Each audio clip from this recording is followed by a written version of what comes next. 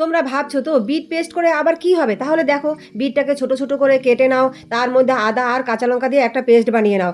এরপর ময়দা, আটা, গোলমরিচ গুঁড়ো, লবণ, তেল, দুটো ডিম আর বিটের পেস্ট দিয়ে আর অল্প জল দিয়ে একটা ডো বানিয়ে নাও। এরপর এই ডোটাকে আধা ঘন্টা ঢেকে রেখে দাও। ভিডিওটি ভালো লাগলে লাইক, কমেন্ট, শেয়ার করতে ভুলো না, আর চ্যানেলটি অবশ্যই সাবস্ক্রাইব করে দিও দিও দিও প্লিজ। এবার দেখো, আমি এই যে ডোটা বানিয়ে ফেলেছি, এটাকে আমি আধা ঘন্টা ধরে রেখে দিয়েছি। এরপর কড়াইতে সাদা তেল দিয়ে দাও, কড়াইটা ভালো করে গরম করে নেবে। আর যে বেলুন চাকিটি আছে তাতেও অল্প তেল লাগিয়ে নেবে। লাগিয়ে নিয়ে এবার এই যে ডোটা আছে সেটাকে লেচির আকারে ছোট ছোট করে কেটে নাও। কেটে নিয়ে বেলে নিয়ে এক এক করে ভাজতে শুরু করে দাও। এটা একটু কম ফুলবে যেহেতু এখানে সবজি দেওয়া আছে তাই। আর এর মধ্যে আমি চিনি দেইনি, কেন না বিটে একটু মিষ্টি টাইপের, তো সেই জন্য তোমরা চাইলে মিষ্টি দিতে পারো আর কি। যাই হোক, আমি এক এক করে সব লুচিগুলো এইভাবে ভেজে নিলাম এবং ছেলেকে খেতে দিলাম। ছেলে খেয়ে বললো, মা হেব্বি হয়েছে।